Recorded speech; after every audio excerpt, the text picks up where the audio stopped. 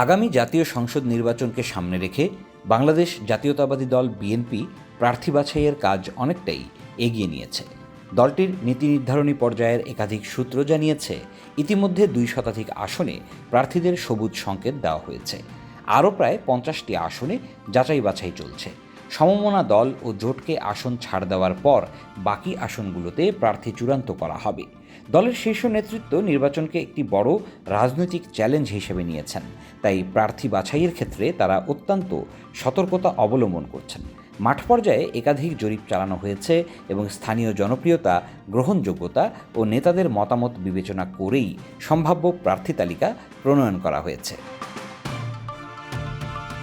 উত্তরাঞ্চলের আসনগুলোর মধ্যে পঞ্চগড় 1 আসনে ব্যারিস্টার জমির উদ্দিনের ছেলে ব্যারিস্টার নওশাদ জমির, পঞ্চগড় 2 আসনে ফরাদ হোসেন আজাদ, কুড়িগ্রাম 3 আসনে তাসভিরুল ইসলাম, পাবনা 2 আসনে AKM সেলিম রেজা হাবিব, পাবনা 3 আসনে হাসান জাফির তুহিন, পাবনা 4 আসনে হাবিবুর রহমান হাবিব এবং মাগুরা 1 আসনে আলী আহমেদকে এলাকায় নির্বাচনী প্রস্তুতি নেওয়ার নির্দেশ দেওয়া হয়েছে।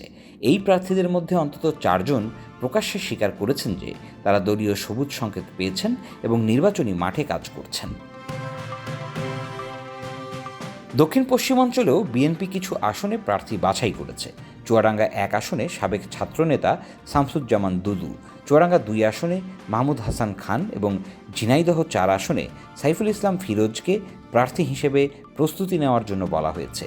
এদের মধ্যে অন্তত 1 জন নিশ্চিত করেছেন যে তিনি সবুজ সংকেত পেয়েছেন। দক্ষিণাঞ্চলের আসনগুলোতেও সক্রিয়ভাবে প্রার্থী বাছাই শেষ করেছে বিএনপি। যশোর 3 আসনে আনিন্দ ইসলাম অমিত, খুলনা 3 আসনে রকিবুল ইসলাম বকুল, খুলনা 4 আসনে আজিজুল বারী হেলাল, পটুয়াখালী 4 আসনে ABM মোশাররফ হোসেন, ভোলা 2 আসনে হাফিজ ইব্রাহিম, ভোলা 3 আসনে মেজর অবসরপ্রাপ্ত হাফিজ উদ্দিন আহমদ, ভোলা 4 আসনে নুরুল ইসলাম নয়ন, বরিশাল 1 আসনে জহিরুদ্দিন স্বপন, বরিশাল 3 আসনে জয়নুল আবেদিন এবং বরিশাল 4 আসনে রাজীব আহসানকে প্রার্থী হওয়ার প্রস্তুতি নিতে বলা হয়েছে। তাদের মধ্যে কয়েকজন নিজেরাই স্বীকার করেছেন যে তারা আসন্ন নির্বাচনে দলের পক্ষ থেকে প্রার্থী হওয়ার জন্য আনুষ্ঠানিক নির্দেশনা পেয়েছেন।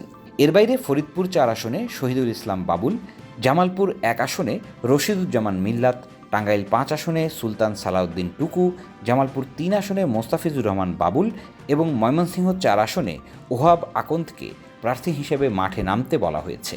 সিলেট বিভাগের সুনামগঞ্জ 1 আসনে মাহবুবুর রহমানকে নির্বাচনী কাজ শুরু করার নির্দেশ দেওয়া হয়েছে।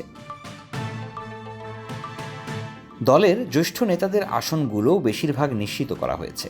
স্থায়ী কমিটির সদস্য এবং মহাসচিব মির্জা ফখরুল ইসলাম আলমগীর সহ দলের কেন্দ্রীয় নেতৃত্বের প্রায় সবাই নিজ নিজ আসনে প্রার্থী হবেন। এছাড়া বিএনপি এবার তরুণদের বিশেষভাবে অগ্রাধিকার দিতে চাইছে। বিশেষ করে ছাত্রদলের সাবেক নেতৃত্ব থেকে বেশ কয়েকজনের নাম আলোচনায় রয়েছে। সাবেক সভাপতি আব্দুল কাদির ভূঁইয়া জুয়েল, ফজলুর রহমান খোকন, কাজী রওনাকুল ইসলাম শ্রাবণ এবং সাইফ মাহমুদ জুয়েলের মতো নেতারা এ তালিকায় রয়েছেন। তাদের মধ্যে একাধিক জনের ভাগ্য এবার খুলতে পারে। দলীয় নীতি নির্ধারণী পর্যায়ের নেতারা মনে করছেন, এই নির্বাচন শুধু বিএনপির জন্য নয়, গোটা দেশের রাজনৈতিক ভবিষ্যতের জন্যই একটি বড় পরীক্ষা। তাই প্রার্থী বাছাইয়ের প্রক্রিয়ায় তারা অতীতের ভুল এড়িয়ে চলতে চাইছেন। অভ্যন্তরীণ জরিপ, জনপ্রিয়তার পরিমাপ এবং তৃণমূলের মতামতের ভিত্তিতেই এবার চূড়ান্ত প্রার্থী তালিকা তৈরি করা হচ্ছে। News desk, Dhaka express.